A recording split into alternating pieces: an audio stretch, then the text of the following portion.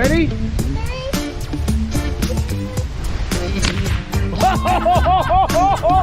at that face!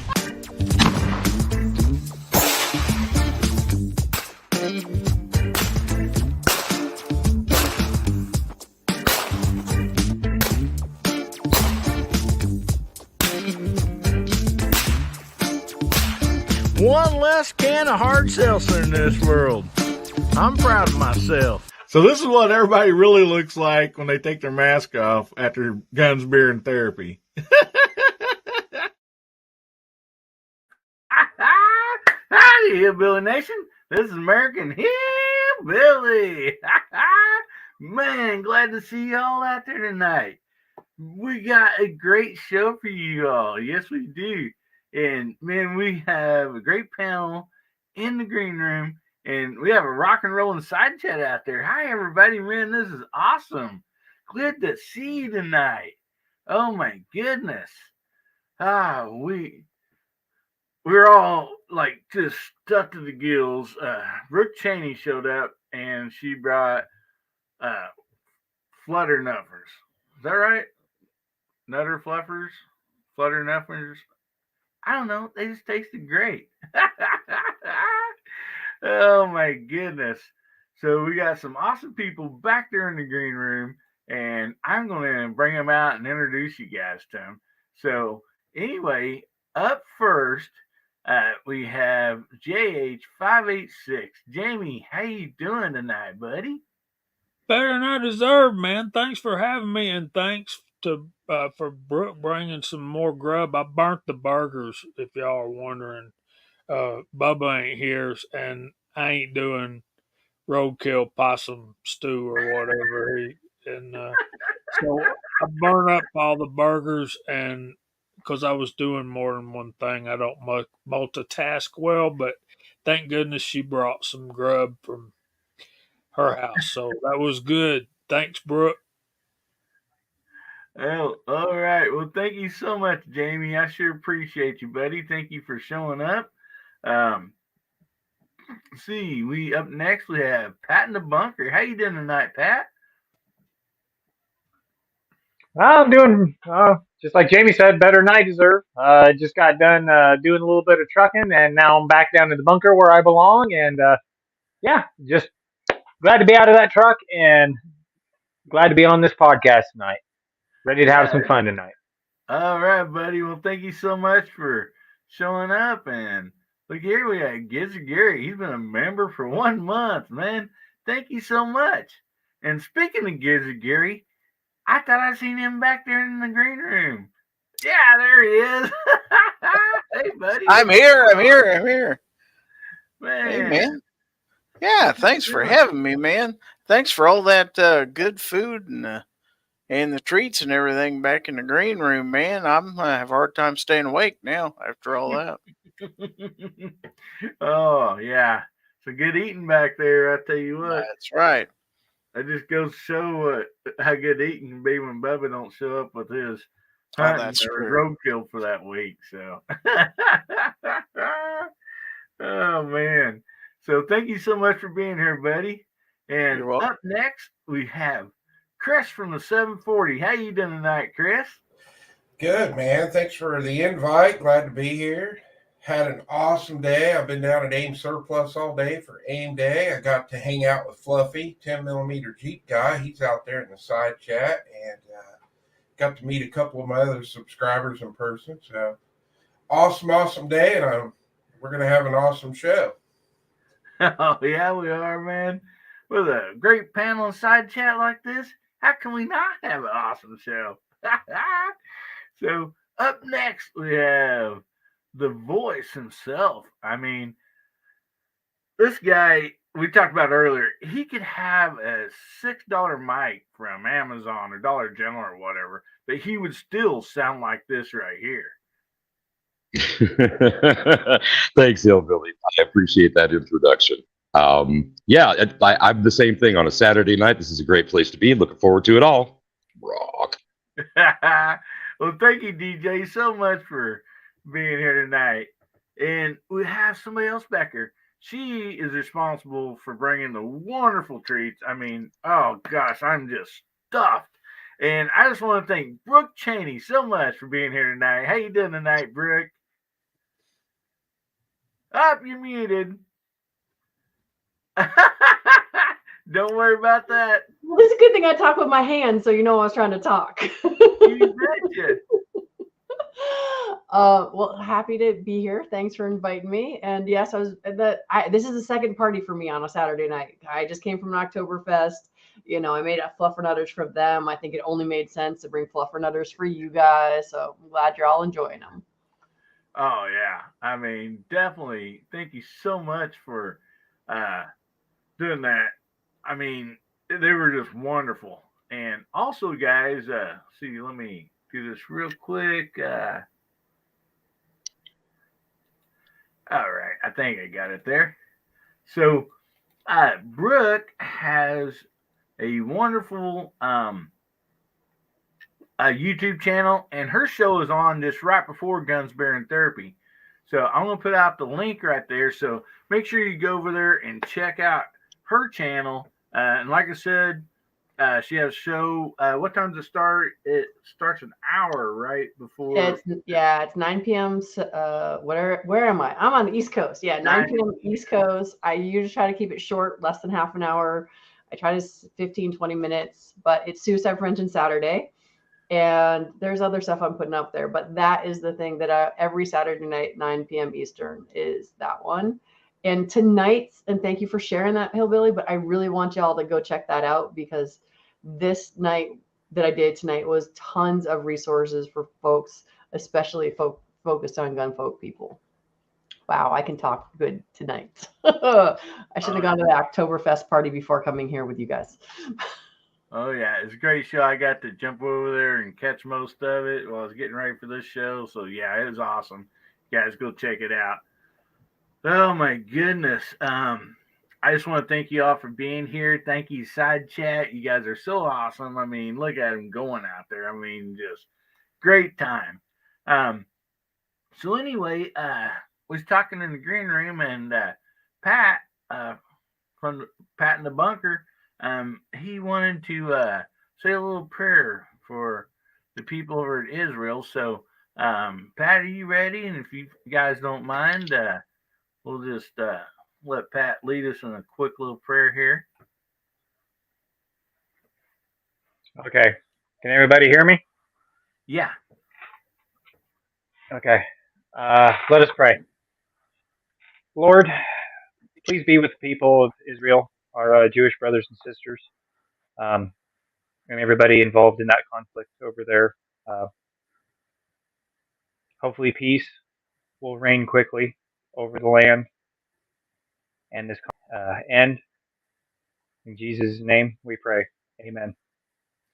Amen. Well, thank you very much for those words there, Pat, and really appreciate it, buddy. And I wanted to say something real quick on that. Anyway, so earlier today, I was watching YouTuber. His name's Buddy Brown, and he's kind of talking about that. He said something that I thought, well, this would be kind of, I thought it was worth repeating. So, you know, he just made the point that if you look at Israel, there in the Middle East, I mean, you know, you have a big area of Middle East, and one little section is Israel. And what he had said, he goes, if you just think of the Middle East as the United States and Israel, I mean, that's not even the smallest state. Like, it'd be a little corner of a small part of a state. And everybody, you know, over there's a lot of people that wants to do harm to that one little bitty spot that's not taking up much area. So, you know, if you think of it in that perspective, I mean, you know, it's you know, they need our prayers, guys. So anyway, I want to thank you for leading us in that prayer, Pat, and everything. And oh my goodness, okay, Brooke, I know you don't come here a whole lot. We appreciate when you do, but you forgot to lock the green room door. And look what wandered in here. Who else got in? My bad. Oh, we found him. Ah, Hey! We were worried, Hey. Bubba. We didn't know where you Rock. were. We were Woo. scared. He hadn't heard from you. As a mom, I was just like, "Where the hell's Bubba?" It was horrible. Started talking about those flutter butters, and Bubba kicked in the back door and come right on in, didn't you? You found those back there in the green room, didn't you? Yeah. I found a couple of those, and I found well, I brought some possum steaks, but I don't know if you guys are gonna want them. But Jamie said no, not tonight. My fluffy I'm know full. better. I'm sorry. I'm full. Yeah. That's because you burnt the burger, so there was that. No, I worked the 16 last night, and I just could not wake up for the life of me. You know, like I have like 6 or 7 alarms in my room to wake me up so that I don't miss anything, and not a single one of them woke me up. Bubba, I got a present for you. It's literally something I got from my teenage son, Okay, and it has a little vibrator that goes under your bed. So when the alarm goes off, you get the shock wave of a bomb. I'll That send works. you one of those. that works. Hillbilly, you send me his address. I will send that to him. Alrighty, I sure will. Yeah, The friend of mine prodigal son returns. I don't want to hear it. I'll cut one in your bunker. But yeah, they have that also that alarm. It's like shaped like a ball. So when it goes off, you have to throw it to make it snooze. So then when it goes off second time, you gotta get out of bed to go get it to make it quieten back down. So I got one of those too, except it's got wheels on it. So you can put it next to your bed. When it goes off, it just runs away and it keeps running away. And so you have to chase it. oh my goodness. So, Bub, I will send you all the alarm clocks that did not work for my teenagers and see if they work for you. Well, I still have like 20 alarm clocks on my nightstand. That's gonna be great. Yeah, I tried the method of leaving one like across from your bed, like over here on like one of these over here from my bed, so that I had to get up to turn it off, and it just didn't work. I'd wake up like an hour or two later, and it's still going off. So well, that didn't work. Yeah, that's I think when my daughter said one time she had one on her phone that when it went off, you had to do a like 3 or 4 different math questions, answer them right before the alarm would stop. Oh my goodness! Well, we're glad that you can join us, Bubba. Man, I know working 16 hours, buddy. That's a lot. That's a lot of work. So. I did it on an hour and a half of sleep too. Oh my goodness! That's another factor. That's another factor. Well, I'll be darned. Yeah, that definitely could that's rough on a person. You're still younger though, so but I've hit middle age. I'm 35. So guys, if you're new to this channel, or watching rerun, rewind, whatever you want to call it. As we go through here, a lot of times we don't have time to stop and shout out all the side chat and stuff like that. We appreciate you guys so much.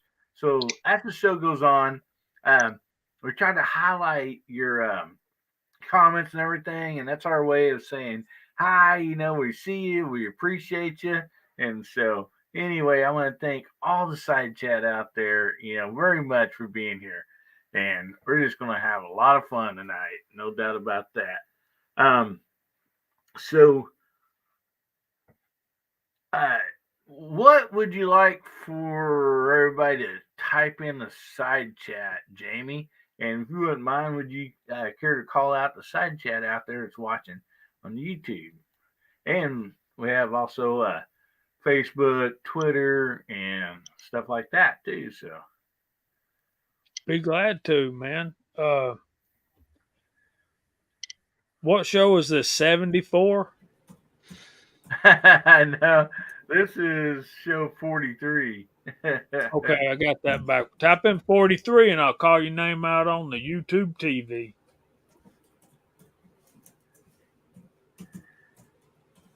YouTube TV. There, they're coming in. Here we go. Of course, we got DJ Play Nice that's on the panel and in the side chat, and he got in there first, followed by my brother MCK Mock, Fluffy 10mm Jeep Guy, Tactical Fud, Dwayne 7834, 3 Jeep Discovery, R4 Mississippi Thunder, Boomstick Revenge, 6-shooter Texan. What's going on, man? Info Bros, Rich B, Rick Harris, Travis T, Mr. Bob Dubalina, Guns and Barbecue, Brownworks, X Adam 1, there's Walter Viejo. Mock says that's 243. I don't know. The Rabbit, Walter Viejo, Gizzard Gary is on the panel and in the side chat doing double duty. And I lost my place. There's Ozzy Osbourne, Chessboard, Bama Dad, Michael Dunn, Rick Harris again, Pat in a Bunker, what's going on? Moondog Industries, what's going on? And I think that's everybody. I'm at the bottom of the list anyway. All right. Bama Dad, 43.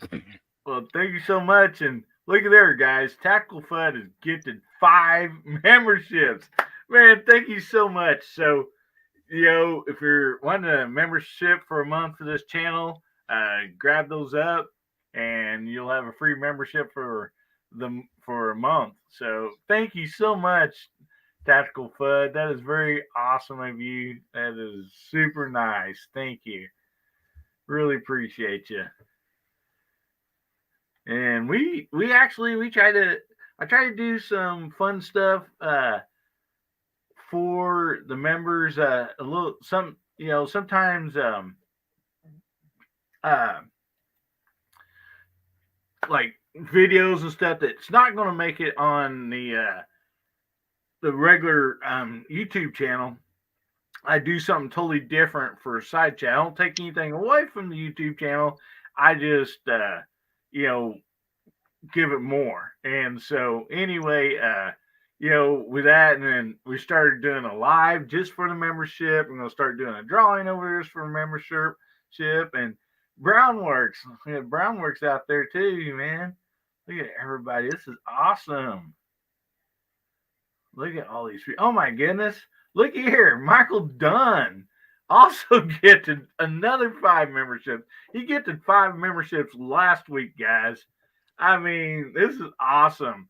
Grab up those memberships. If you don't know how to get one of those free memberships, let us know and we'll try to help you out, because it's it's really easy to do. I know sometimes they're just you might not know how, but anyway, just ask and we'll try to help you get one of those free memberships that's been gifted tonight. That is so awesome.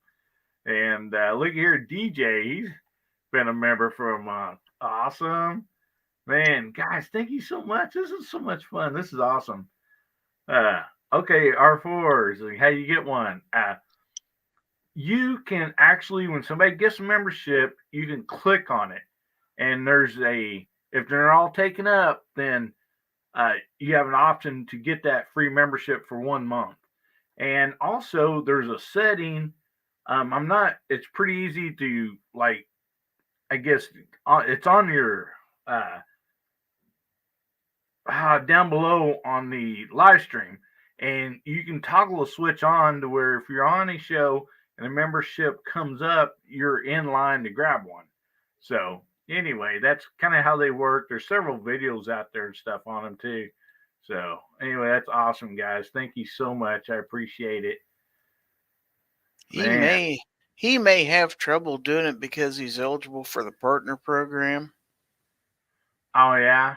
Yeah, if you've got over, like you've got over 1,000 subs or something like that, at a certain point you can't get free memberships. I can't get them.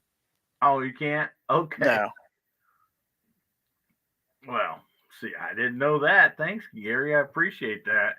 I had just watched a few videos on it the first time Michael Dunn did it, and so I'm like, well, we may have to explain. So he says you have to have gifting turned on. Yeah, and Travis actually got one of those from Michael Dunn last week. So he's a member for a month. So that's awesome. Alrighty. Man. What is a lot of great here. So anyway, let's dive right into, let's see, we have some different topics. Real quick, I guess, I'd like to oh my goodness here. Looky here. Guys, Pat just gifted 5 members too. So that's 15 memberships a night alone that you guys can get to get a chance to check out the membership side of the channel. So thank you so much, Pat, for doing that. Just so you're clear, because I'm here. I am not having a bidding war with barbecue tonight. Yeah, thank you for that last week, man. You and barbecue. Oh my goodness. But anyway, let's get on to this here, and we went around a little bit last week since hunting season's coming up.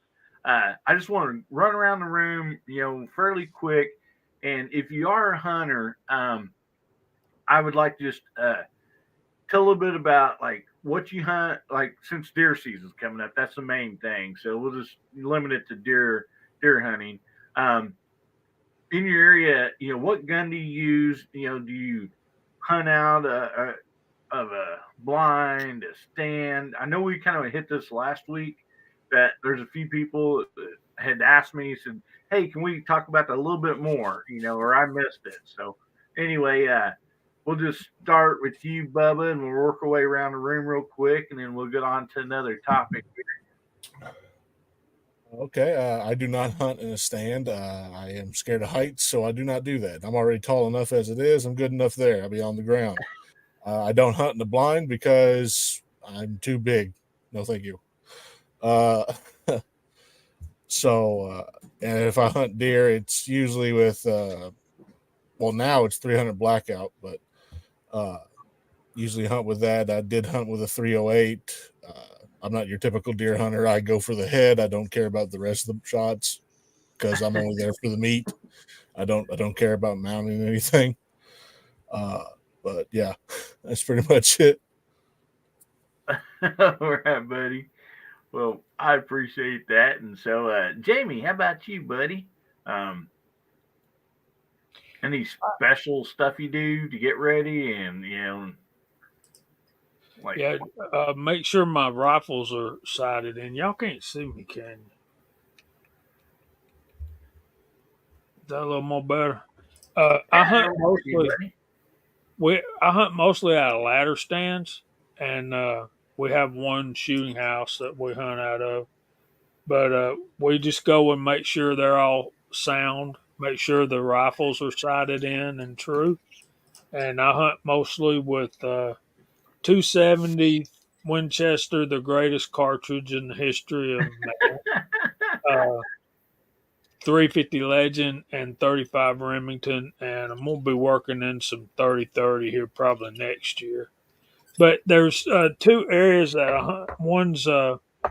One's through brush, and I need that 35 to knock through that brush. And if you got a 45-70, that's a really good brush gun too. But out in the shooting house I was telling you about, I've got like 220 yards this way, and then like 400 or 500 yards that way I could shoot, but I'm not taking that kind of a shot.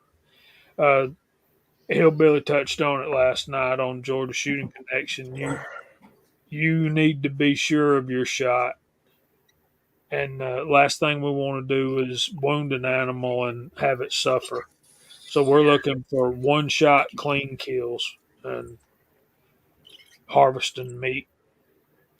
I used to hunt with 30-06 a lot. That's a good deer cartridge. Oh yeah.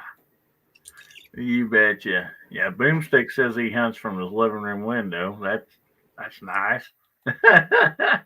Don't doubt that. Don't doubt that. I mean, in all honesty, don't doubt that from Boom. Yeah, Murky. Yeah, she beat you up a little bit last week, didn't she? She was the cool kid on them. Oh boy. So, Pat, how about you, buddy? I hunt with 270, just like Jamie said, one of the best cartridges that I've probably hunted with in the past, out of a Browning BAR, which awesome gun. I've always had really good luck with. And then I'm a little unconventional with this one, but I hunt with a 7.62 by 54R, the Russian Mosin Nagant, 16-inch barrel and a Monte Carlo stock, and then I've got one in the wood stock that I have not modified at all, that I use with no scope when I'm in close hunting on the river bottom where I live, 100 yards and under, that I know that I can take down. Um, Man, it just depends on where I'm at. Whether I'm up in the, down on a river bottom, it might be a tree stand. I might be doing a stalk, or I might be up in the higher plains, out in some of my pastures and stuff, or on some other people's ground that will remain anonymous, where I'm taking long shots.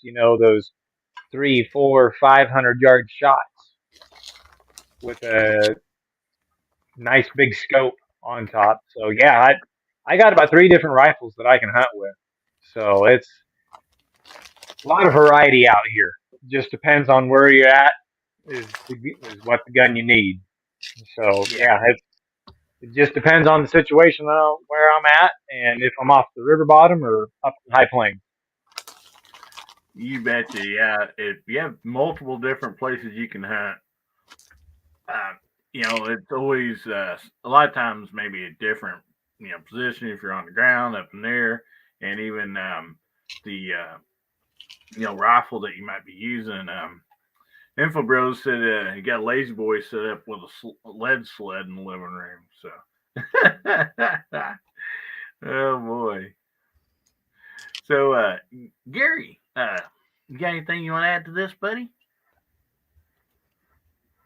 Well, most of the hunting I ever did for deer was with my old car that I traded off about a year and a half ago. So I was telling Moo out there, I said I had a chance at a doe this afternoon coming home from my daughter's, but she got across the road before I got up to her. But I have never ever hunted for deer. So most of the hunting I do nowadays is with my with this right here, but I don't shoot deer with it, but it'll get a fly really good though. It works great on them flies, don't it, buddy? Yes, it does. We have one of those. My kids think that's the best thing ever. Everyone should have an assault rifle. Oh yeah. They work, man. Just shoots regular table salt. Heck yeah. Yep. Locked and loaded. Ready for flies. All right, Chris, you got anything you want to add to this, buddy? I don't deer hunt anymore. I think my last deer I shot was in 19. I had some private land customers that I worked for that let me use some of their stuff. So depending on if I was hunting on the river bottoms, I would use a pop-up blind. One of the other properties I hunted on, the guy had what we called a deer condo. I don't know. They built a big thing up in the air. And since I live in Ohio, we're not allowed. We have to use straight wall cartridge. So I do have a nice deer gun. I got a Ruger American 450 Bushmaster that I use with. I believe that one has a 1-6 Vortex LPVO on it that I use. Nice. But pretty much the only thing that gun gets used for now is shooting watermelons and pumpkins on the channel. That's about it. Yep. Yeah, I definitely shoot more watermelons and pumpkins than I do deer anymore. That's for sure. Alrighty. So, DJ, we'll drop on down to you next, buddy. It's been quite a few years. Yeah, actually, before that deer that was bagged by Chris.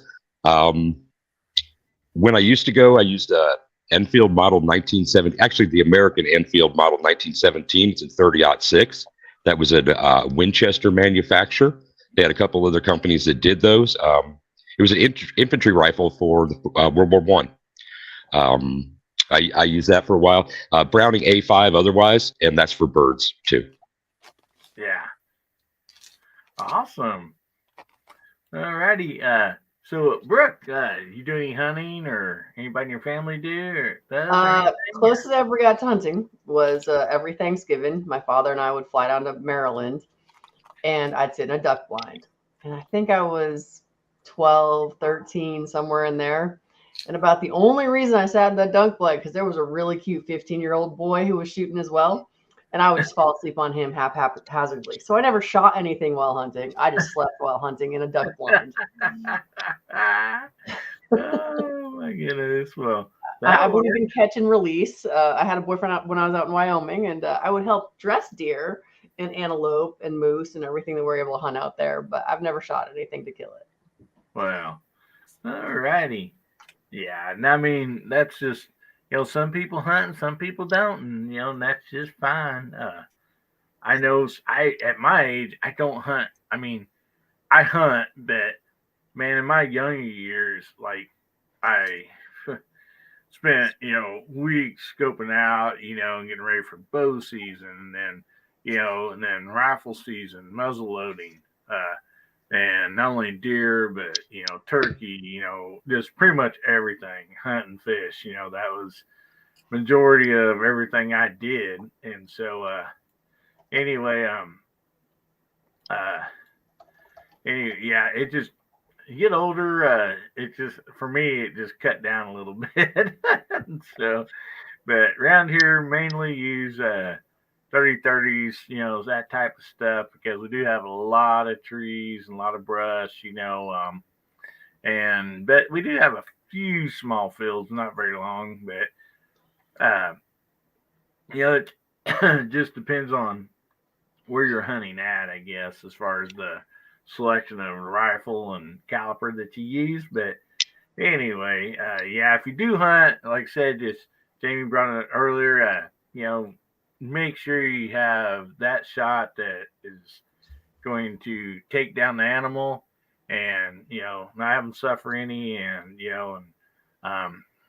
hunt for the food. Even if you don't eat it, make sure it gets to somebody that does, so that's very important. I actually did meet a girl who went from vegan to hunter because she said the reason she was a vegan was because of the cruelty of animals on the farms, like the big ones. And she's like, hunting is the most humane way because the animal lives the way it's supposed to for all of its life, and one shot, one kill, and then it's done and you harvest it. So that's like, because I know a lot of people are not against hunting here, but there's plenty of folks. I'm like, I just love that point of view as far as like, no, you're feeding people, you're taking care of it. And like everybody's been saying, do it right. And that's the best way to go. And G-Web, no, I don't hunt and release deer. In my house, I catch the house flies and release them outside. That's what I hunt and release. Yeah, right there. Yep, you hunt and release deer, huh? No hunting and release deer. I wanted to be a hunter when I was a kid, but just with photography. I wanted to be one of those National Geographic photographers because I thought like all of that stuff was really cool. So I did learn about hunting, but it was for photography, not for shooting them. Awesome. Well, thank you, guys. Also get your hashtags in. Hashtag HBN43, and we will be having a drawing tonight for a prize. So make sure you get those hashtags in. And we'll be doing that. Mostly we'll try to do it. We'll try to do it about 10:30 Central Time. So make sure you get those in. Yeah, there they come. Bubba, ignore my hashtag. I'll be sleeping by then. Well, no problem. So anyway, next topic we'll jump to. What'd I do with it?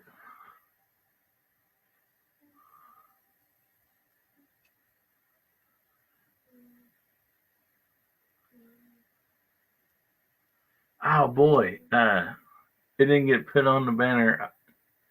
I think what I was doing was I typed it in. I let somebody in the green room, and it erases it when you do that before you get through. So you're just trying to quietly say it was Bubba's fault? Is that what you did?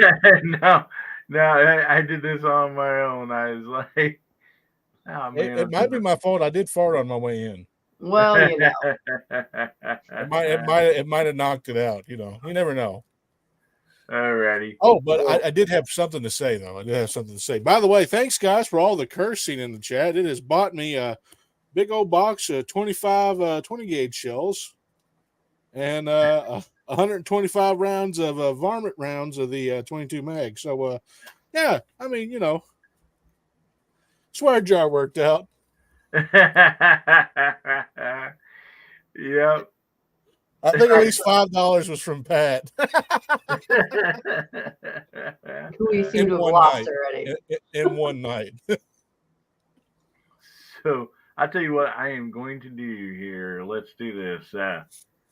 Since I had messed that up earlier.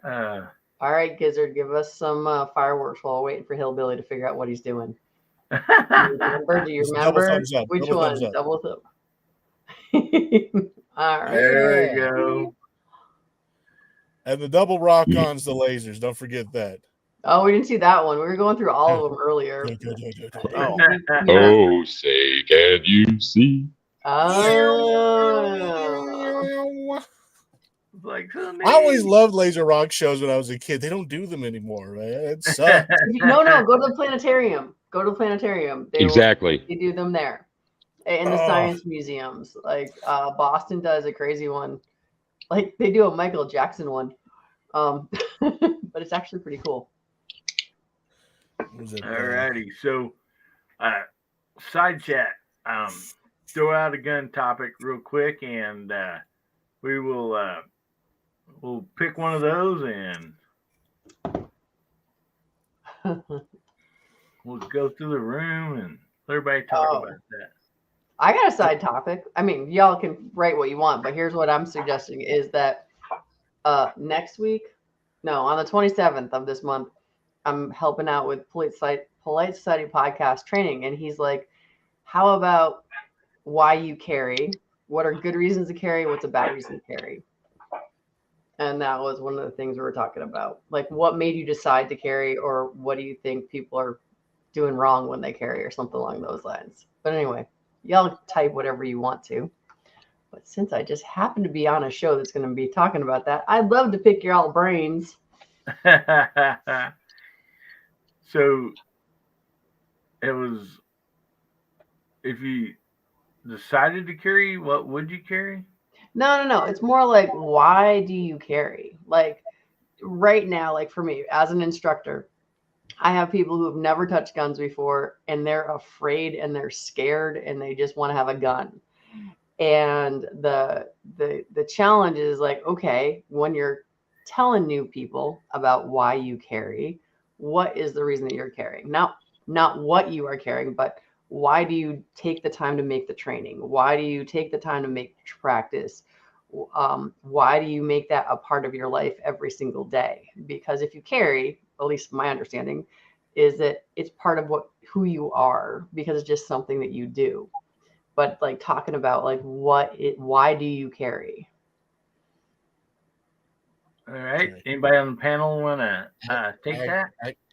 I'd be happy to. Yeah. Well, where are we going then, Hillbilly? Yeah, just go ahead. You want to answer what Brooke was talking about real quick?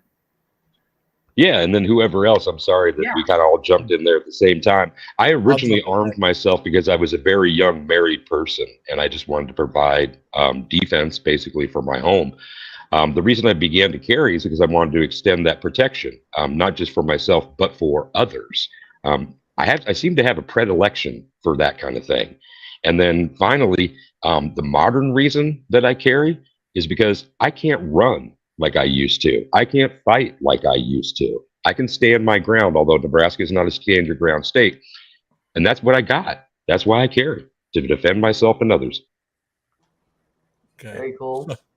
I never run. That's why I'm laughing at you saying you can't run any. I'm like, no, I don't run. So I've seen you hustle around a shooting course, though. So you got some running. You got some gallop, probably. So here's my reason. All right. So my reason to carry is one, the same thing that DJ said, is to protect myself, my family, and other people around me.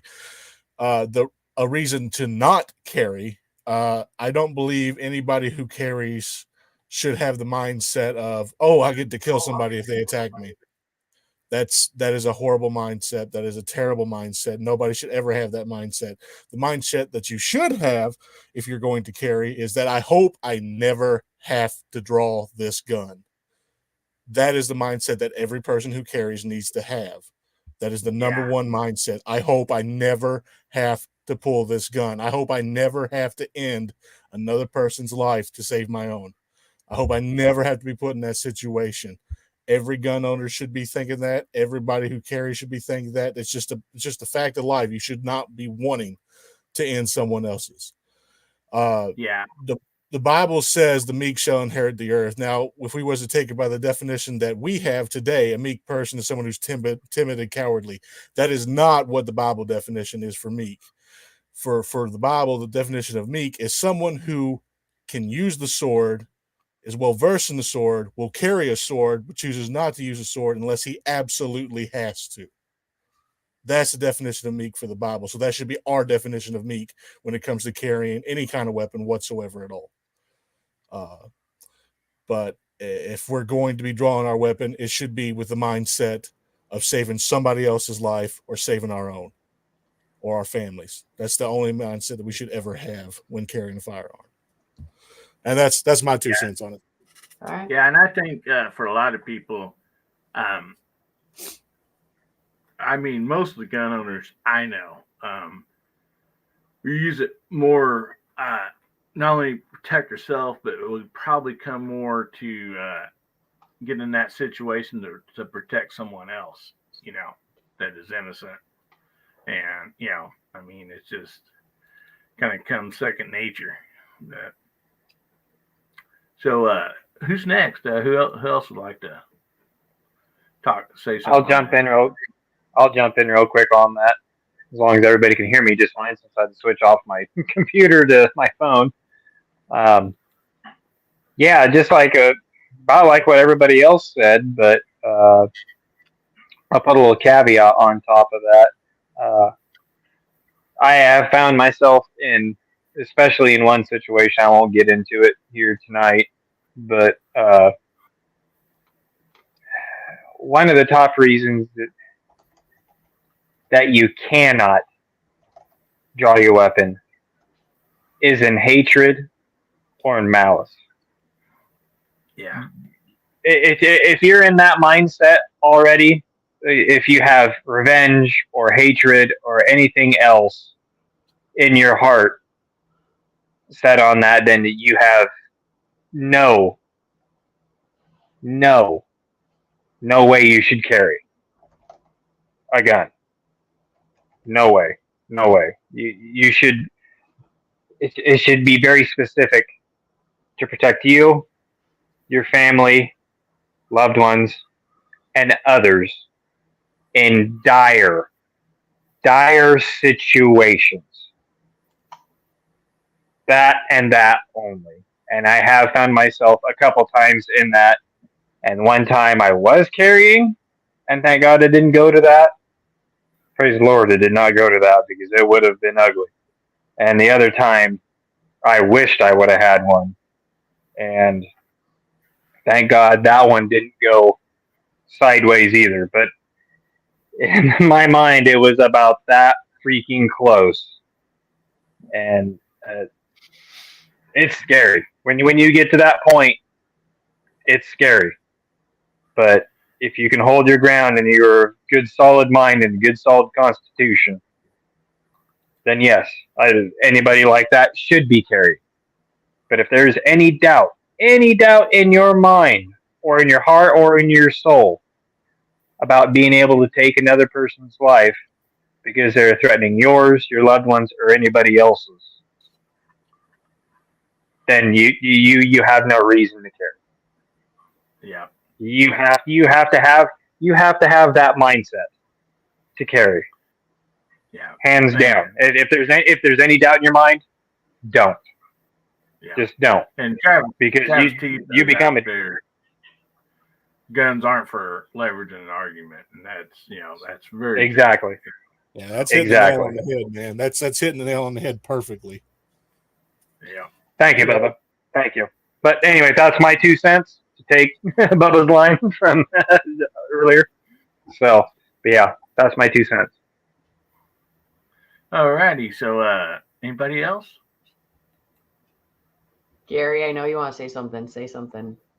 All right, I'll say something. I mean, I come into this a little different than everybody else because I didn't own a pistol until I was 55 years old. I come into this late in life, and I just reached a point to where I saw things on the news, and I felt vulnerable. I didn't like that feeling. I didn't like the idea that I could be put into a position where I couldn't defend myself and I wouldn't be in charge of my own fate. So I decided to do something about it. And, but yeah, everything Pat said is more or less true. I don't feel tough because I carry a pistol or anything like that. And I don't ever want to use it. I told my daughter, I said, if I live to be 90 years old and die and never taking that pistol out, I would be just fine with that. If I ever had to use it, it would probably be the worst day of my life. So it's not anything I'm looking forward to. On the other hand, if it's a choice between that and my life or my loved one's life, then that's a choice I'm going to have to make. So it's like that. I mean, you have to be at a point where you feel the need to defend yourself. But no, it doesn't make you Mr. Tough Guy and Mr. Invulnerable now that you're carrying this pistol and you can just walk through the hood now because you got something to defend yourself with. No, you stay out of places where you're going to get in trouble. You stay out of arguments with people. You don't go starting fights with people. You know, I've always, they say an armed society is a polite society, and that's the way it is, at least where I live. I mean, people I know that are armed don't go around starting arguments and stuff like that. Yeah. And you'd be hard pressed to pick them out of a crowd. I mean, they're just everyday people. That's what people don't understand. Gun owners aren't a certain stereotype. Gun owners are everybody. Yeah, I actually started for my students. I started asking occupation, and it's just like, it's like, and people are like, why? I'm like, because when I go and testify, I want to say it's like, I've got therapists, I've got truck drivers, I've got plumbers, I've got doctors, I've got surgeons, I've got every walk of life are gun owners for sure. But Chris, how long have you been carrying? Started carrying in 2010, I believe. I was pretty late to the game too. Well, it's all relative. Yeah. I don't. For me, it's just a normal thing in the morning when I get up and I put my pants on, put my belt on, and throw my Leatherman in my pocket and everything. I just grab my gun and my holster and slap it on there. Never been in a situation where I've ever even remotely thought I would have to pull it. And I've been in confrontations with people while I've been carrying, but it's the furthest thing from my mind having to pull that. firearm, but I just carry because I can, and I hope I never need it. But if I do, it's there. Yeah, it's Jamie, do you carry? Oh yeah. Oh yeah. I'm in a particular situation. I work for a school system. I'm not allowed to have one on me at work. So That's actually why I didn't carry for the longest time, is because I was going to school with my kids. So I feel you on that one. Yeah. and I work at the central office downtown, so um, it's not as strict as it is out on the campuses where you there's a sign where you park your car, and when you enter the property, that says you are eligible to be searched at any point in time for any given or ungiven reason. And we're told that if we have a gun on school property, not only will we be fired, but we will be arrested, prosecuted. And,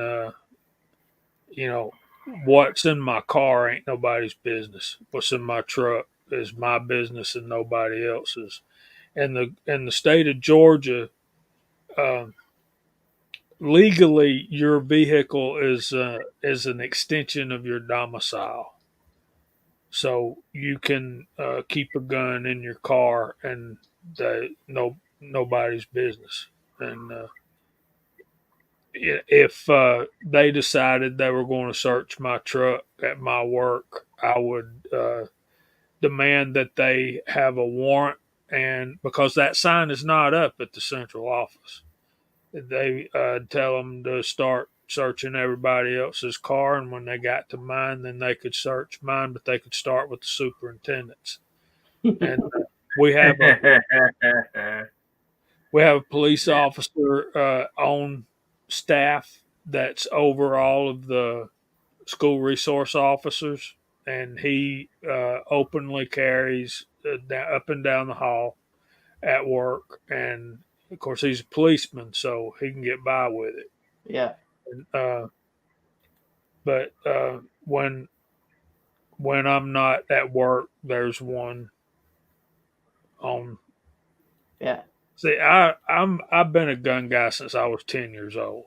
Yeah. I never carried, because particularly when I was working out in the schools, because of that. But I'm at the central office now, and a lot of times, well, let's just say because we're on YouTube, I don't carry at work. There you go. Well, yeah, no, and like I said, when my kids were little, it was the hardest thing, because I'm like, I never got into guns for self-defense. I didn't do this because I wanted to carry. I did this because I had guns in the home, and I just wanted to know how to touch one without it going off or hurting anyone. And it wasn't until y'all are saying you're late. I'm like, yeah, I was in my 40s before I actually knew how to pick up a gun without it going off. And I was in my mid to late 40s before I started carrying, and I'm only 53 now. So, but it's one of those things where it's just like, there's so many reasons that people choose to, but it's kind of like hunting, like what we were talking about earlier. It's like, you want to make sure you have the skills you need to be able to do it effectively. And I don't know. I think training is super important. So that's just me. I agree, and that's one of the problems I have with Georgia. You don't go to classes and you don't qualify. You go down there and you get a background check and you get your license. So I just renewed my license for the third time, and they're good for 5 years. So yeah, apparently I've been carrying about 15 years. Well, that's the funny thing. I got my permit in 1991, but I didn't know anything about guns until 2010. So I'm a little bit slow. There you go, Hillbilly. The newest thing you knew about me. You can have a permit for a gun and not have a gun. So yeah. I bought my first gun in December of 2010. I'll be there. Almost my 40th birthday. Well, this is odd. I mean, I went literally last week to go renew my carry license, and I had to take everything metal out of my pockets to get through the metal check at the courthouse. So yeah, it's kind of an oxymoron, and yeah, who knows what we signed when we got hired, Travis. But something Bama Dad said earlier about thou shalt not kill and thou shalt not murder. One of the things that I've had to, and y'all can expand on this thought, but being a Christian man trying to live a Christian life, you've got to really do some soul searching about carrying a firearm.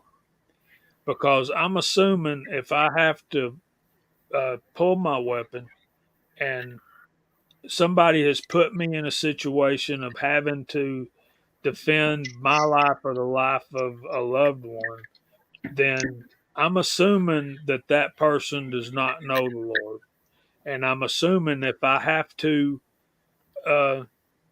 use my gun and it turns out to be deadly force, then that person is going to spend eternity separated from God.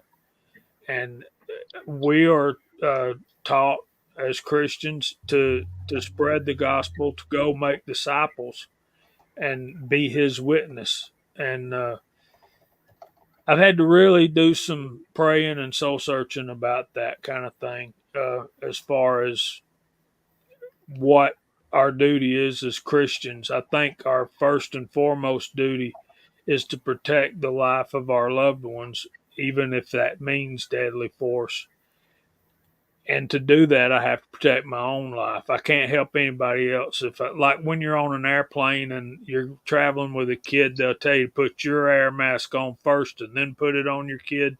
And everybody says, well, that's just backwards. And like, no, it's not, because if you pass out before you get that air mask on that kid, then you are unable to put that on that kid. So yeah, I've had to do some real praying and soul searching about carrying as far as that's concerned. Well, Hillbilly, Yeah. thank you for having me. I'm going to leave you all now that you've given me lots of stuff I can talk about on the 27th. So I appreciate y'all for that. Alrighty. But I got to go talk to a bunch of little girls tomorrow. Well, not little girls, but 6th to 12th graders about guns. And I got to get some shut eye. So, All y'all have a right. great Well, rest thanks of for your being on here Saturday. tonight, Brooke. Good night, We Brooke. appreciate you. Good Night, night, Brooke. Good night, Brooke. Go easy. Rock. Brady Bunch. Goodbye. We'll see ya. I just wanted to put something up here. What you were saying, Jamie? See if I can find my own deal here. If you've not ever watched, it's an old movie. Watch Sergeant York, because this was a Christian person that grew up in the mountains in Tennessee, and he was drafted for the war. And what Jamie's just talking about, this guy, dealt with this. He's like, well, I don't believe in murder, and I don't think I can murder someone. Yeah, But he he come to an agreement, and it's basically what Jamie is talking about. A lot of it. So, go check out that old movie if you get a chance. Yeah, And I want to say hi to Rich. Rich, how you doing, buddy? You feeling better? not really. Just can't sleep, so I figured to see if you guys were still going and jump on here for a little bit. After I emailed you, after I saw you sent the links out, I had taken one of my sleeping pills that they gave me and went to go lay down, and I just been laying up there tossing and turning, and I said, the heck with it. Wow. Yeah, Sergeant York went from a conscientious objector to the most highly decorated soldier in World War One.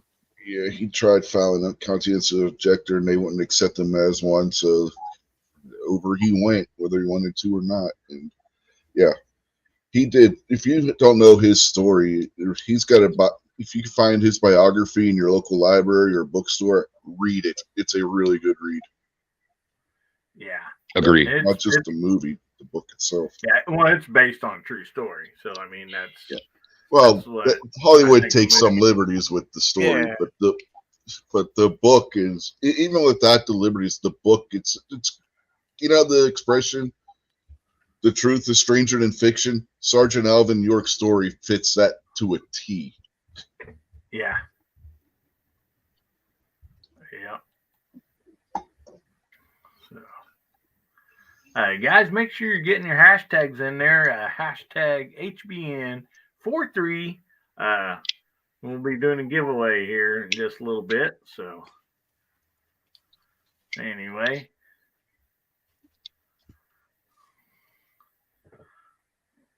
Like Chad Kelly says he's got to jump off. So, we'll see you later, Chad. Thanks for jumping on, buddy.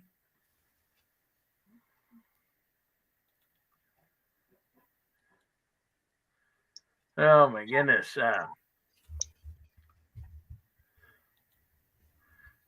So, did anybody else have anything before we go on to the next topic that you wanted to address on one of the topics we've already talked about or anything real quick? Oh, real quick, if I can touch on what Jamie was saying about the self-defense thing.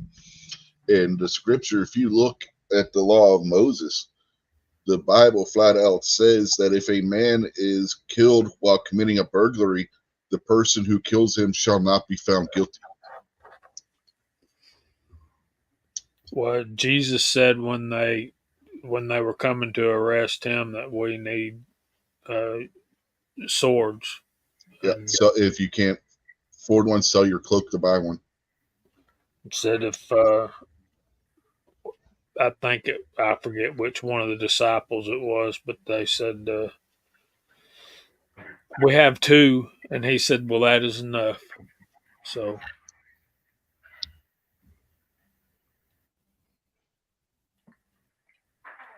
All righty. Anybody else?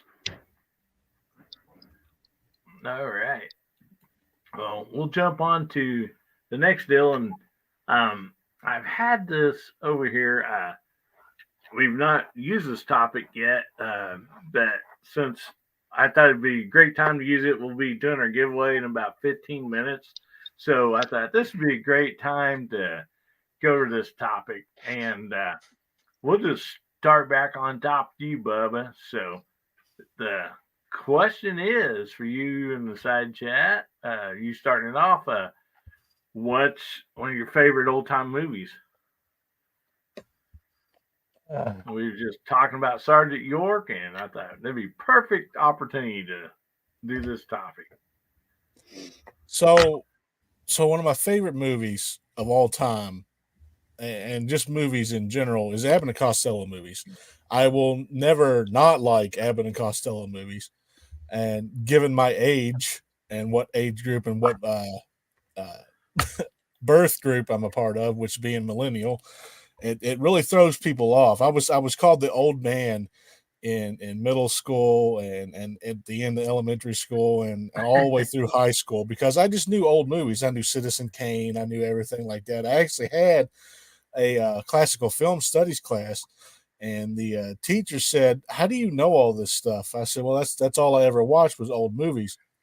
And she said, "Well, if you can answer this final exam and get every question right, I'll just give you an A for the rest of the year." I got an A for the rest of the year. But Abbott and Costello movies are always my favorite. My favorite of all time, though, is Hold That Ghost. That is one of my favorite ones. It was about a mafia guy or whatever that passed away, and they like Abbott and Lou Costello inherited his house or something like that in the mountains, and apparently he hid all of his money there.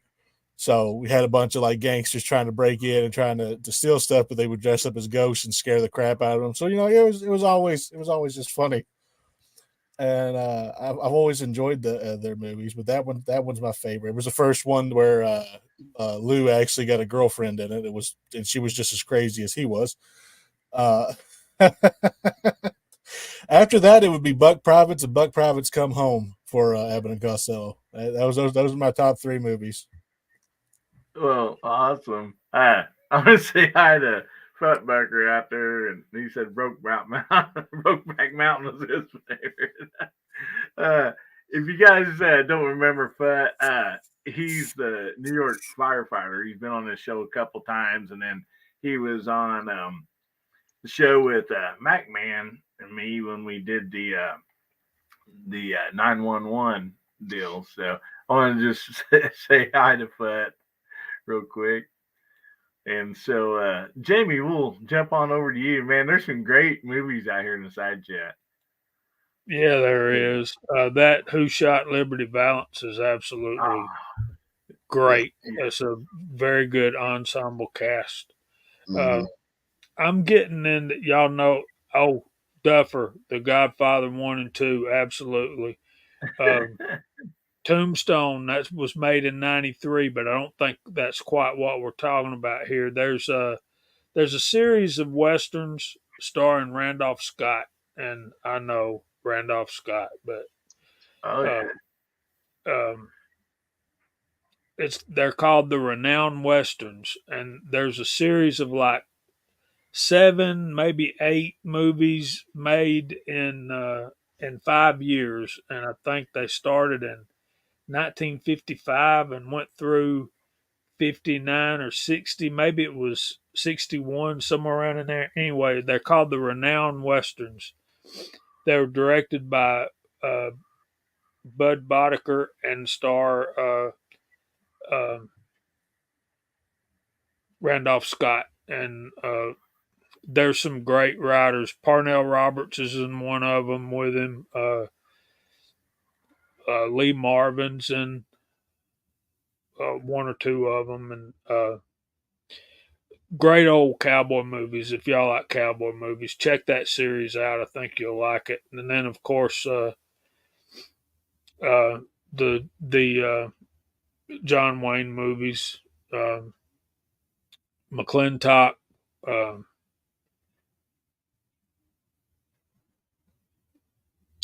The Sons of Katie Elder. Yeah, that's a good one. Oh, good too. One. Yeah, it is. Oh, good one. So yeah, those are some of my favorites.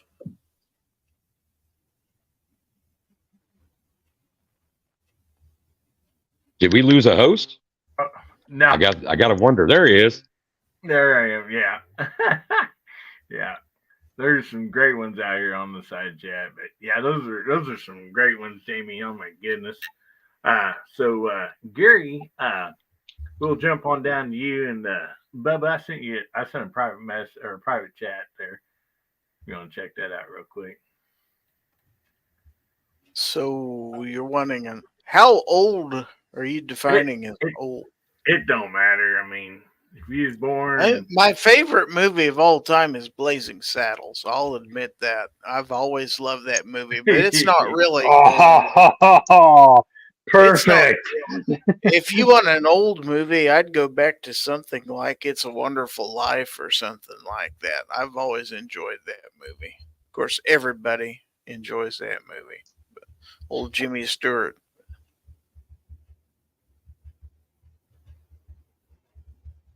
He's been in some apparently Futbuckers agrees with you, Gary. Oh, that's a hilarious movie. I don't know how many times I've seen it. Now, another movie that I've watched over and over. In fact, I watched it last year down in Houston because it was like, what was it, the 40th anniversary, 45th anniversary of Smokey and the Bandit. And they actually had it in theaters again to where you could go see it. And it was cool to go in with the rest of the hens, Sarge and Obnoxious One and the Gun Snob and I all went to see Smokey and the Bandit at the theater. That was fun.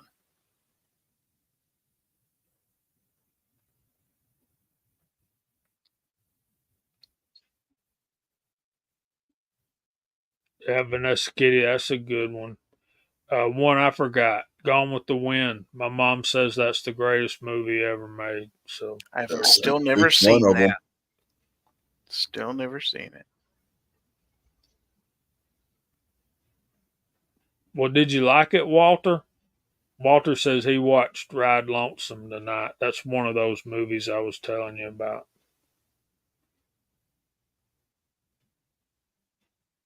Oh wow, look at there, Casablanca. I haven't seen any bad movies out there that anybody suggested yet. It's either funny or serious or Pulp Fiction. Yep, that's a good one too. I haven't Wow. seen any Okay. I haven't seen any bad ones yet. Well, and I haven't been keeping track of the side chat, but it's good to see a Quentin Tarantino fan out there as well. I'm going to step away from the continent for a while and jump over to Japan. My favorite foreign director is Akira Kurosawa. And 2 weeks ago, there's a repertory movie theater here in town. I got to see Throne of Blood, which is an adaptation of William Shakespeare. He did a couple adaptations of Shakespeare plays. And my favorites of his, we've got these Western fans out there. If you've never seen Seven Samurai, that's what the Magnificent Seven was based on. So go check that out. Subtitles sometimes bug folks, but if you just need in the background for the action scenes, that's pretty cool. Another film that I can recommend and I really, really like from him is Rashomon. And yeah, just hit Akira Kurosawa, sound it out if you want. If you want to get a hold of me, you can. As far as classic, I'm going to roll back to black and white kind of stuff. I really like the Hollywood adaptations of Tennessee Williams plays. He's my favorite playwright. So Streetcar Named Desire is right up there. Great early performances from Marlon Brando. Also Cat on a Hot Tin Roof. That's got a great cast in it. And if I ever get to do that on stage, Burl Ives played Big Daddy. And I'm not as big as I used to be, but that'd be a wonderful role to play. And then John Ford is my favorite American director. And someone out there was talking about him, How the West Was Won, Liberty Valance. Solid direction from that guy. He also did a bunch of John Wayne off movies like Donovan's Reef. Just stepped away from the Westerns a little bit. And so that's my rundown, man. I'm glad that you asked this question. I love talking about film. There you go, DJ Akira Kurosawa. That's it. Bubba got it. Thank you. No problem. I'm an anime nerd. So who's up next? I'd run get a can of gin in the back. I was believe Chris. Did Chris go? Did we skip over Chris? I don't think Chris went. No, I didn't. I got mine's easy. Star Wars is my all-time favorite movie. I still get as excited to watch it now as I did 40-some years ago. Just not the new one, right? Not the new one. There you go, Chris. Surround sound. That movie was so far ahead of its time, and the original trilogy, but that'll always be my all-time favorite movie. Oh man. And with the proper surround sound, oh my goodness, it's amazing. Alrighty. So see Gary, or we're dropping on down to the lower panel there. Have you gone Gary, I think it's Pat. Pat. Okay. No, wait, no, it's Gary. It's Gary. Yeah. Yeah, it's Gary. Yeah. I got confused. Gary went after me. Yeah, I thought Gary had already went. Oh, yeah. Or did he not finish? We all forgot. All right. Well. Go ahead, Rich. I'll let you go, and I'll be last. Me? Well, I'm going to touch on the John Ford movies and go with the Cavalry trilogy for one. Good ones. She Wore a Yellow Ribbon, Fort Apache, and Rio Grande. Let's see what. Arsenic and Old Lace, old Cary Grant movie. That's a good one. Talking about Jimmy Stewart, the one he won the Best Actor for, The Philadelphia Story, which also starred Cary Grant as well, and the two of them were both nominated for the same Academy Award for that movie.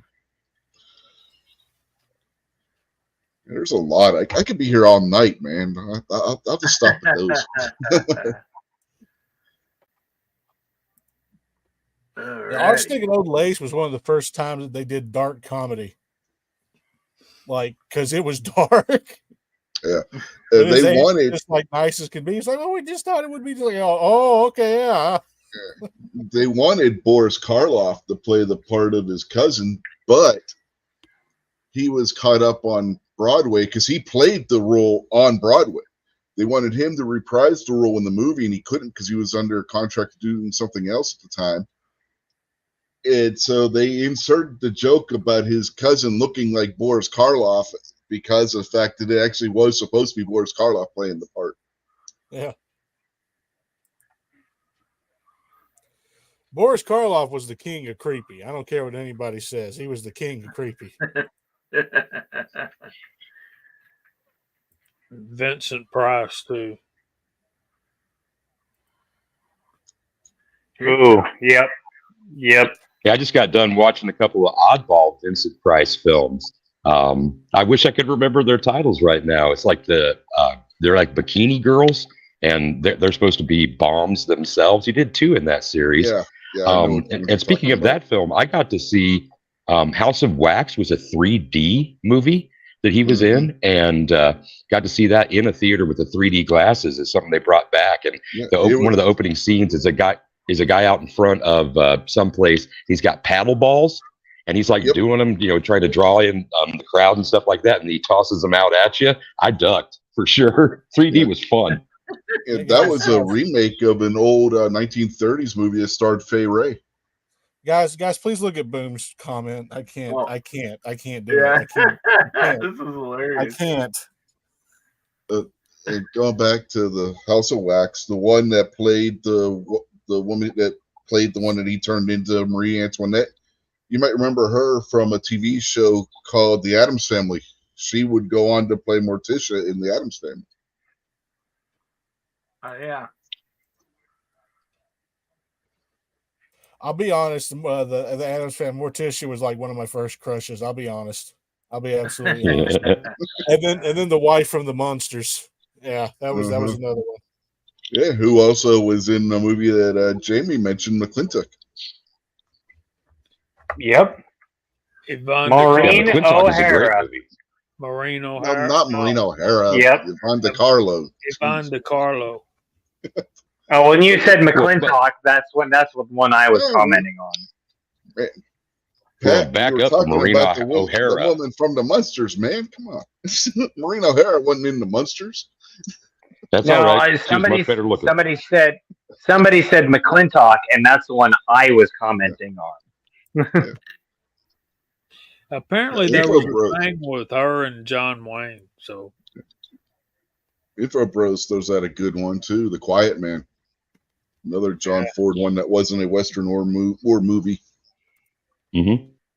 And I like out there GGW. I don't know who else might have hit up the Hitchcock films, but those are always great watches. And can't remember the Cary Grant film that was really, really good. Vertigo, I think he also did. And Vertigo, one of the interesting things Vertigo is Jimmy Stewart. North by Northwest was the Cary Grant one. North by Northwest. Thanks, Rich.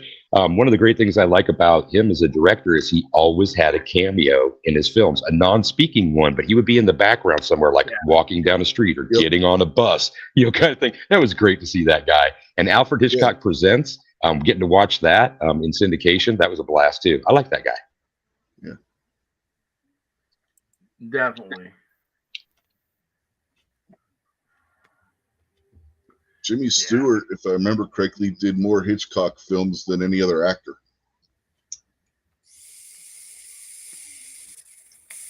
He's a good one. He did 5 or 6 of Hitchcock's movies. Hitchcock wasn't too far off when he did the movie The Birds, but in all honesty, it's going to be corvids that do it, or rather crows that do it, if that ever happens. All right, we got to get to Pat down there in the bunker, see what his favorite movies are. Oh yeah. Well, I can't say there hasn't been any. Everything everybody's thrown out has been awesome. But one of the most impactful movies that, at least on my life, and one of the ones that I can really remember the first time I saw it that just absolutely drew me in when I was about 9 or 10 years old, that I just sat down. It was New Year's Eve, 1989 or 1991. Yep, 1991. It was right before the tornado hit the next spring. The Memphis Belle. And here's the reason why. You had a lot of good actors in there just getting started on that one. And it was the Band of Brothers before the Band of Brothers. Because you had all these guys locked up in an airplane that couldn't go anywhere in crummy weather, cold, in an airplane, trying to save each other, and everybody calling out fighters, this, that, the other thing, and they have to go around and do a second bomb run because they couldn't see the target. And one of the funniest things was the tail gunner was doing the odds on the frost on the window, and it was like 4-1 on the window, and then after they have to go turn around and go back after they get out of the flak, he just wipes it off and he's like, "Yep, we're pretty much done." But they go back through that. That was The will a and great the movie. I totally forgot about that movie. That was such a great movie. Yeah. oh man, to see all those bombers and everything. And they took the bombers and everything from footage and from real life and put that all together. And that was like one of the last films where you saw all those B-17s and all those fighters and all that old war footage together and all those old radio calls going between, okay, well, 10 o'clock, Joe, it's coming up around behind you, and you see all those muzzle flashes and all that great footage. And those guys they didn't have a choice. It wasn't like they were on the ground and they could run away. No, they were stuck there. They had to depend on each other 100%. If somebody had a problem there, somebody had to run up through the middle of the belly and take over the port waist gun position, or if something happened and they were pumping fuel back and forth between tanks, trying to get that landing gear cranked down and everything. Man, you want to talk about guys in a sardine can that absolutely had to take care of each other? That's the definition of a war movie right there, because you can't get away. You have to fix the problem. You have to be there. Hands down, what was probably my favorite movie of all time. You guys remember the series Amazing Stories that was on TV? I think it was on NBC about the same time that movie came out. One of the stories they had on there was based on the same story that Memphis Belle was based on. But at the end of the story, when they're coming in for the landing gear doesn't work. And one of the crew members was an artist, so whatever he would draw would come true. So to save the belly gunner, he's quickly drawing working landing gear on the plane. Yep, I remember that. This cartoon landing gear appears on the bottom of the B-17. Yeah, and if you ever in Memphis, I assume it's been a few years since I've been down there, but they're on Mud Island. You can go see the Memphis Belle, and it's quite the thing to see. It's not there anymore. They took it up. They are currently restoring it at what's the closest there's a Air Force base that is near there. They took it off the pedestal, and it is there, and they are currently refurbishing the Memphis Belle right now. They've been doing that for the last 2 to 3 years now, if I remember correctly. So yeah, once they get done with it, it's going to be completely refurbished, and it's supposed to be able to fly after that. Once they get, Whoa. because they're doing the engines and everything. They're bringing this old girl back up to snuff. That's really surprising. I'm so enthusiastic about learning more about that, Pat, because restoration here, there are two important things about Nebraska when it comes to that. One is our museum, and my father was a docent there. And so they would have planes like Pat's talking about that would do fly-ins, like Ford prop planes and everything else. Yep. It is sometimes a decades long process. And one of the things that's prohibiting some of that is not that the plans aren't available, it's that all the workers now, we're talking about an age group where they're dead and mostly gone.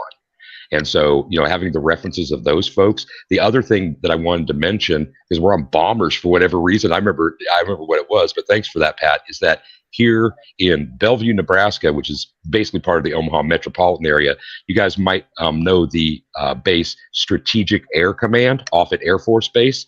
That was us. Cold War, we were really big with that, Looking Glass and everything else. But back in the bomber era, we actually built the Enola Gay and the boxcar, the ones that drop bombs. And all the B-26 Marauders and the B-29 Super Fortresses. B-29s were our gig. Yep. Yeah, the Enola Gay rolled out of there, and if I remember right, one of the B-24 Liberators that dropped one of the dam buster bombs that blew up one of the dams over in Germany that took out most of their hydroelectric and swamped out a lot of the manufacturing down this river came from Nebraska too.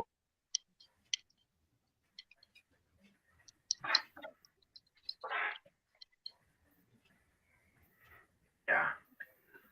So good old rednecks. Here we go. We like to fight, and we like to blow shit up. I'm pretty sure there was a Bubba in there too. I'm pretty sure there was a Bubba. Oh, I'm sure there probably was. A Bubba or two. Or 20. So I got any duct tape? I've got this. Hold on. All right, Red Green. So anybody, when we was talking about movies a while ago, special westerns, anybody ever watched the Audie Murphy westerns? I love those. I like.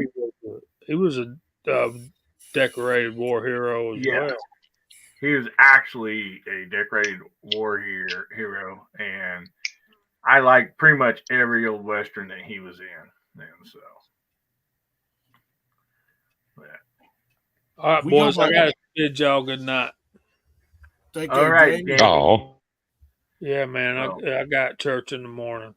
Thank y'all for having me. Thank you so much for being on tonight, buddy. And you want to go ahead and plug your channel and Georgia Shooting Connection and stuff before you go, buddy? Well, we do Georgia Shooting Connection Friday nights on that channel. Hope y'all come over and share a good time with us. And I'm working on some 308 videos for JH586 channel. So hopefully we'll be at the range here in another week or so. But I appreciate y'all having me. You guys are fun to hang out with. Oh, man, we appreciate you. Hi, Jamie. So much. Good night, guys. All right. Good night, Jamie. Go easy. Rest well. You know what? I'll tell you another movie that I don't know if many people know this movie, in all honesty, because it's something I watched when I was a kid. Like it's one of the few newer movies that came out when I was a kid, and it was called Little Nemo. Not Finding Nemo. Don't get it confused with that bull crap. Little Nemo. It was about this kid. He was stuck on his bed, and then he had dreams or whatever. It was just a gigantic journey. And that one and Beauty and the Beast were the two shows that I watched to go to sleep every night when I was a kid. That's what I watched when I went to sleep, was those two movies. Oh yeah. Oh yeah. No.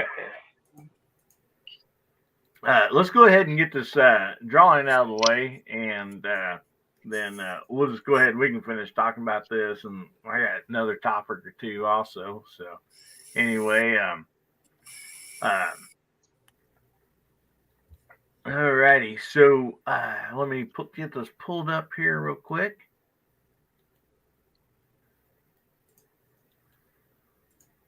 Hillbilly, while you do that, I just brought up the chat out there. And check this out. MCK, I don't know if you brought it on your screen or not. His grandpa was a nose gunner on a B-24. Yeah. Salute. That is awesome. Salute. Yes, and Gary, if I'm not mistaken, your dad played a role as well. In what? What wasn't your dad in the a tank corps? He was in the European theater, World War II. Yes. Oh wow! Wow, awesome. Yeah, he took part in Battle of the Bulge. Yes. Oh, wow! My stepfather's father was a Marine on a destroyer in the Atlantic doing convoy escorts. His boat was attacked by a fighter, and he had part of his hand blown off. Yikes! Yeah. He was missing his right index finger and the tip of his middle finger on his left hand. Alrighty, let's get this giveaway real quick, and then we'll get right back to this, guys. So I'm smaller screen now, but I'll be giving away this knife that I've been giving away for several weeks now, and everybody seems to like it. It's a microphone there, but yeah, it's a flip blade, and it's a dandy little knife. Got a pocket carry on it and a glass breaker, and that's what we'll be giving away tonight. So you hashtag in hashtag HBN43, and let's give this thing a spin here and see who wins.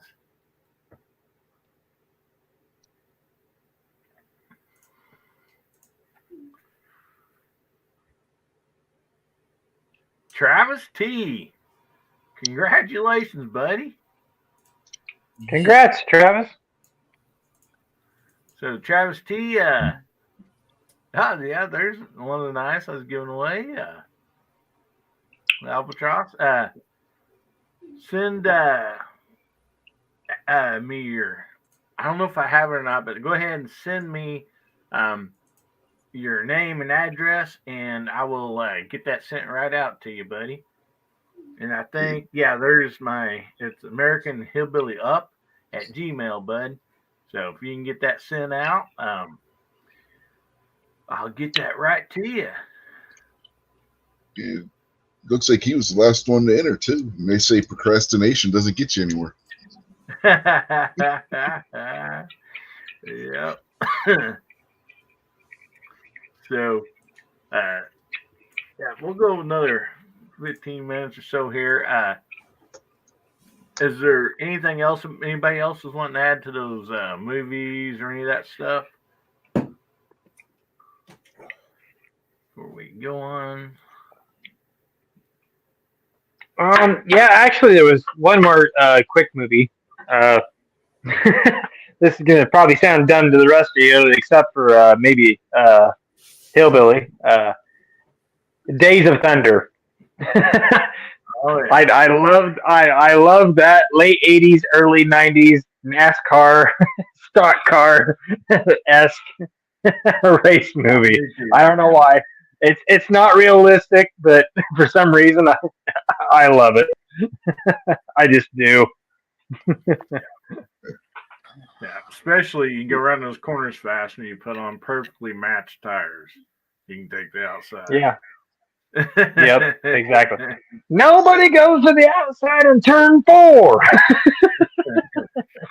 Yeah.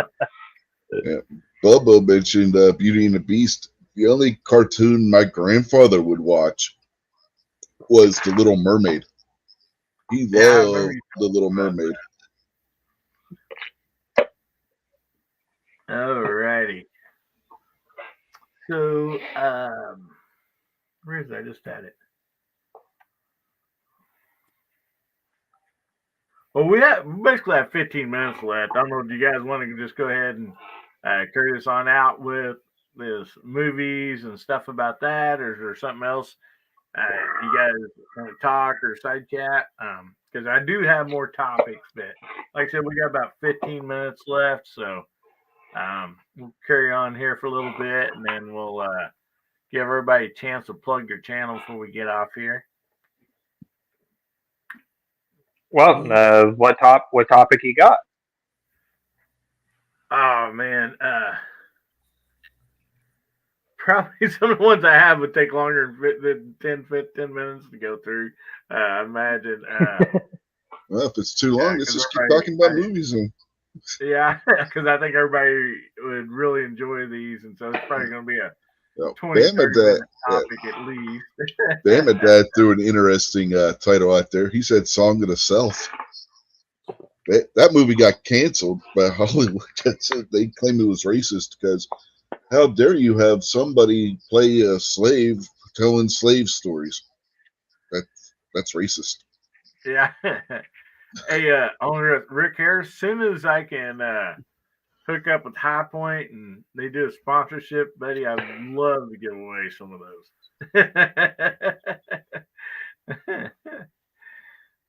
Yeah. I have a couple things that I'd like to add in, but I'm just going to drop links for them in the text chat. You know, guys, we have 2 comment periods that are open currently.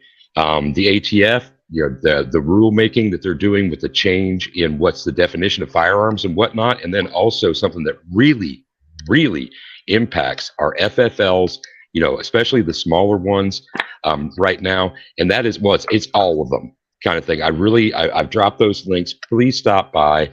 It does not take long. Guy out there in the text chat, the Baconator himself, Woods, he's done it in minutes and proved so during past lives. So those 2 things really, really impact us as firearms owners, and for all of us who are interested in the Second Amendment and the rights guaranteed by it. Swing through, show your support, be there. And I also I just want to add a local note for Omaha. We finally got constitutional carry this year. LP 77 passed. I dropped into Gary's chat one night, Chris's chat the same night. I was so excited. And right now, both of the major metropolitan areas in Nebraska, Lincoln and Omaha, are adding in new things because they're not satisfied with allowing us to carry. We cannot open carry in the city, and there are other things like municipal buildings. What they're proposing now is things like parks and recreation areas and whatnot. There's a lot of conflict that's going to be created by this. I hope we can head it off at the pass, so to speak. You're talking about Westerns, and take that thing to the ground, because those pieces of local law are really, really I don't know. I don't know what else to say. I'm flummoxed. Yeah. No,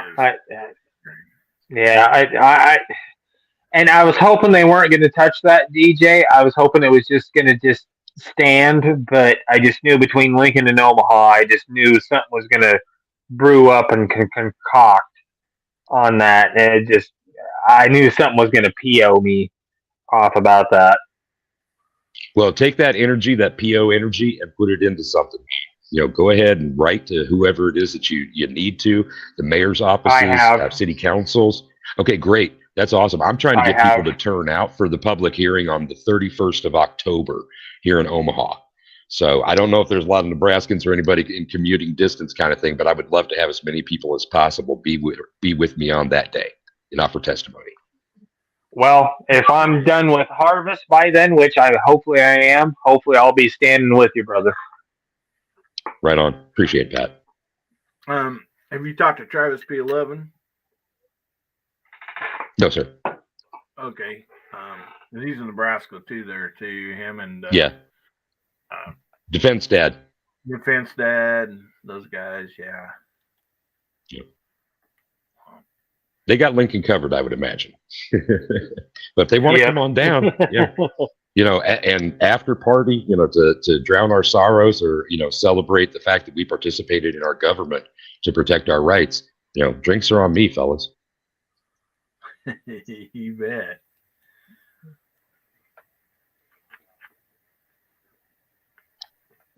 Yeah. That's terrible. Damn Dad's out there. He's saying, how can people who don't live in those states help? No, you can write in on behalf of any other state. You can, when senators, I got the senators list out every time there's something. I don't just write to my own. You can hit every one of them. That's your right to communicate. I'm going to drop those links for. I didn't mean to take it this direction necessarily, Hillbilly. So I'm going to shut it down right now. Drop a few more links, and there are things that you can do. If anybody wants to reach out to me as well, the best way to do it is on Instagram. I can get you hooked up with those links and maybe some conversation. So now I'm going to be quiet. No, I mean, it's great. We're all, we're for the 2A community and want to do what we can, for all of our brothers and sisters. So, yeah. Hey, look, definitely. if somebody can be governor of California while also just living in Maryland, I mean, I'm pretty sure that somebody outside of the state can vote on something inside of their state. Sorry, I had to say it. I'm sorry.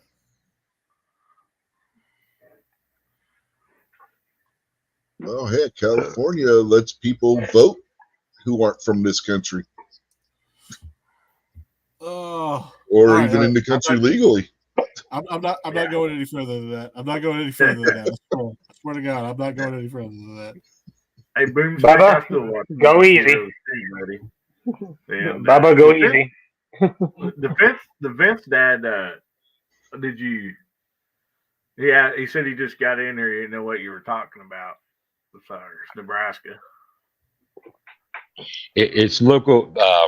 Vince, that's local legislation, like firearms bans in different buildings and areas and other whatnots. Man, you can hit me up after the show.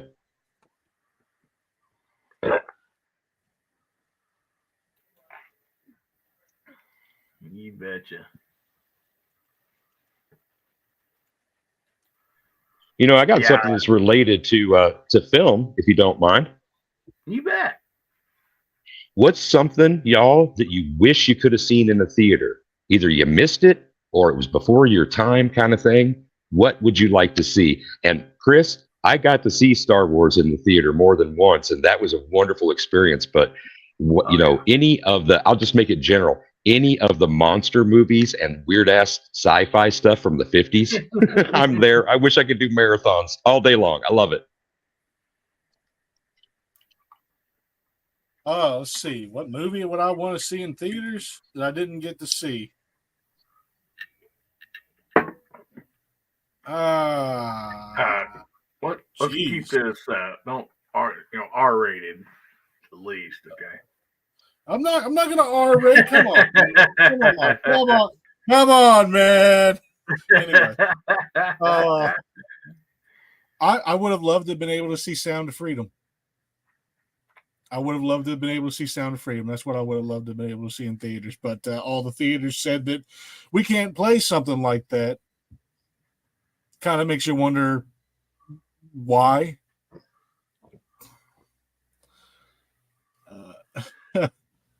Yeah, my brother got to go see it.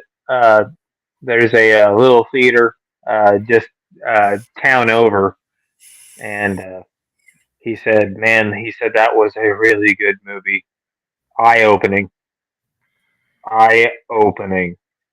in which I tried to keep up on a little bit of everything just to stay in the know, just at least have a little bit of knowledge on stuff. And I kind of knew about the trafficking and stuff through, like the Sean Ryan show and a couple other podcasts. But Joe said, man, he says, they ain't got nothing on this movie. They ain't got nothing. Yeah, there's a lot of good old movies I'd like to have seen. Hollywood Nights is one that comes to mind. That would have been fun to watch in the theater. But this is a silly show, and just so happened, I'd never even seen the movie, but I was going to college and down in Fayetteville, we was living down there, college town, and everybody's like, oh, everybody going to this movie, it's an old theater that's doing it, and we had no idea what we was walking into, but it was that movie where everybody dresses up and stuff. It's really weird. It's got Rocky Horror Picture Show. Yeah, yeah, Absolutely. Oh my goodness, that was crazy. I did that in high school. I did Rocky Horror and midnight movie stuff for 20, 30 times. And this season, I'm going to go back for the first time in years because a local theater decided to run it. They're running it one night kind of thing. That's going to be mayhem, but it's going to be the best kind of mayhem possible. I still love to sing portions of that movie. And if you've never been or never watched it, you guys, Rocky Horror Picture Show. It's a trip. I seen it at an actors theater, and I seen that one, and I seen The Crucible, which, by the way, whoa! All right, that's all I'm going to say about that. That's all I can say about that on this channel. And like, whoa, okay, that just got really weird really fast. Yeah. Yeah, we didn't have no idea what we was walking into when we went to that movie, and oh my goodness, it was quite the experience. Oh my goodness. But anyway, let's we'll go ahead and start winding this thing down here. So we'll go around the room, give everybody a chance to plug their channel or whatever they got going up. And let's go ahead and start down at the bottom with you, Rich. And before you get started, man, having the same prayers for you, buddy. You get feeling better and everything. So, Well, thank you for that, Hillbilly. Appreciate that. It's going to be slow recovery, they said, but we'll get through this. As far as what I got coming up, nothing this weekend. I hopefully be back to doing my shows next weekend with the wrestling show on Wrestling Unloaded at 8:05 p.m. Eastern, and this week Unloaded on the Unloaded Media Channel Sundays at 8:30 p.m. Eastern.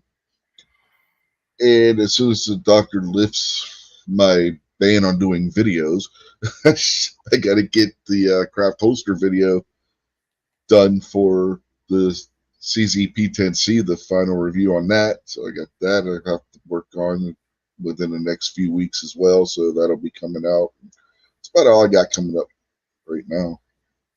all righty. Well, Rich, appreciate you being on tonight. And like I said, buddy, hope you get feeling better and speedy recovery from all that. So, anyway, sure appreciate you. And so, Pat, we'll jump on over to you, buddy, and work our way across. So, what you got coming up besides harvesting?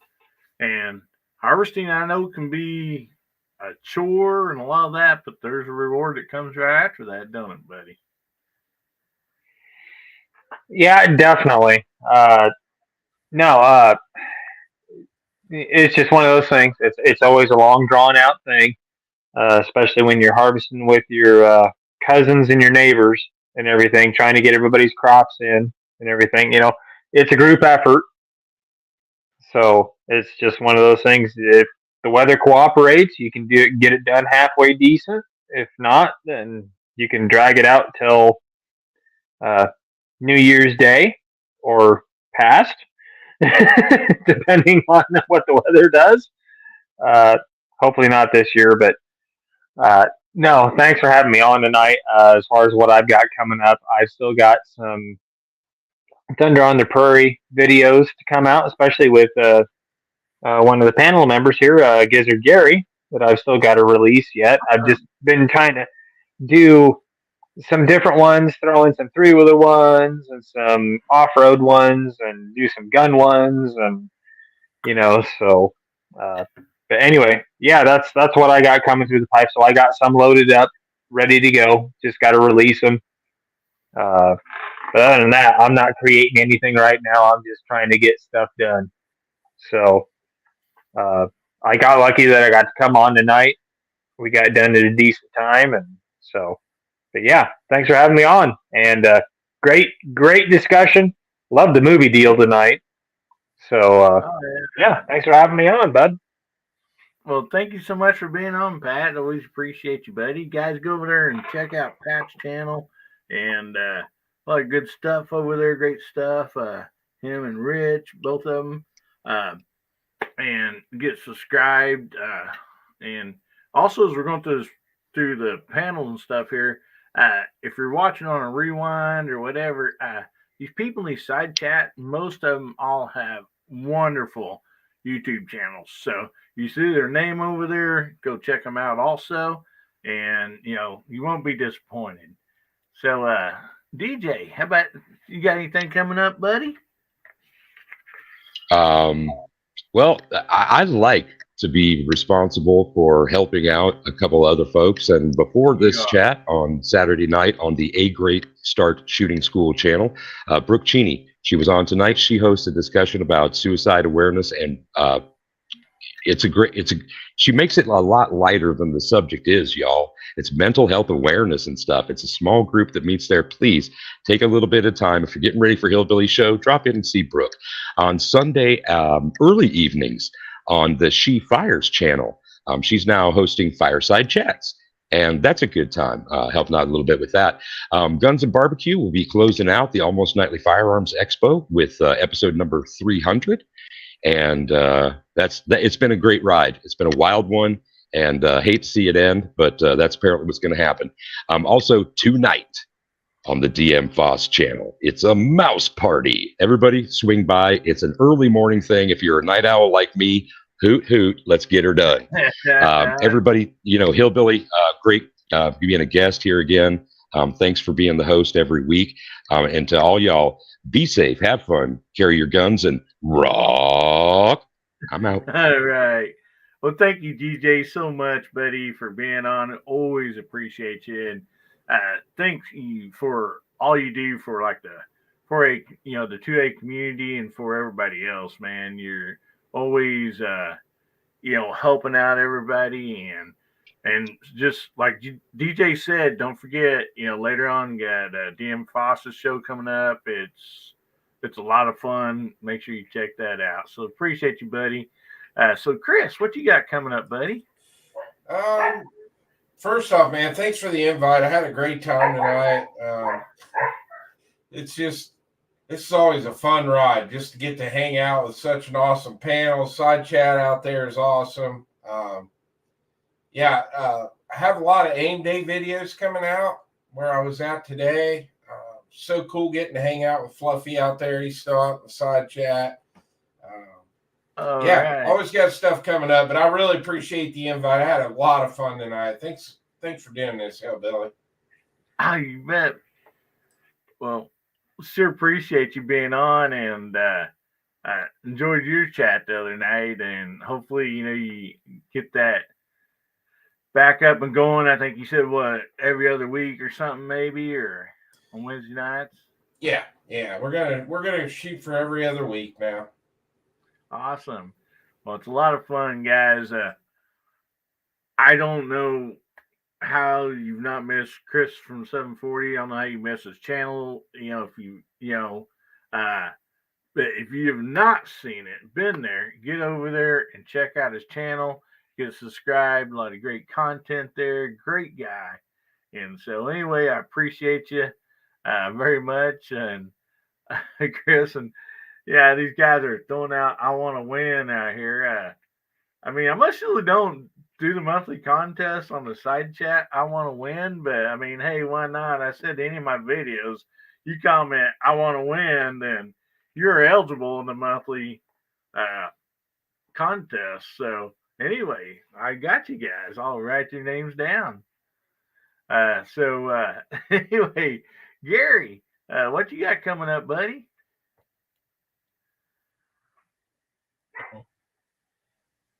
Hold on, had to get going here again. What have I got? What have I got going on? Let's see. I got some reviews underway. I've got some new stuff that come in. I'm gonna have to shoot some videos on. Also have Foul Territory every Friday night at 9 p.m. Central, of course, because you're there just like I'm here. So you betcha. Yeah, we spend time in each other's living rooms, man. So yeah. So as always, I appreciate you having me. You always have a stellar show, and this is no exception. So well, thank you for those kind words, Gary. And like I said, Gary's saying Friday nights. There's Georgia Shooting Connection, which Jamie is on here a while ago. Always a great show. Then right after that on Friday nights is Gizzard Gary.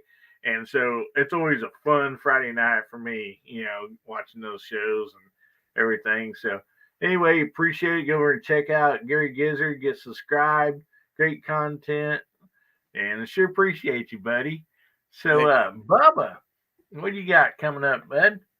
Besides a lot of work, I mean, I know you put in a lot of hours, she said. So, the 16-hour shift today, so I didn't get to do the fly swatter challenge. Sorry, Boomstick.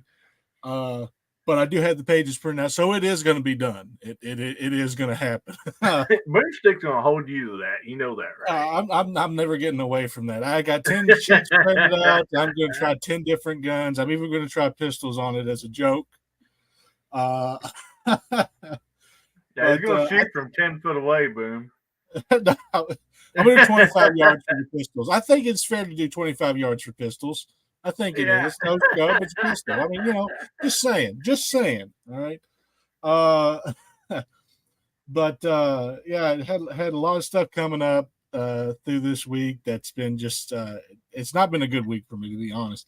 I'm not going to talk about it on here, but probably will in the after chat with you guys. But Friday, I came in late for the conversation that y'all had at the beginning of this for the Israel stuff.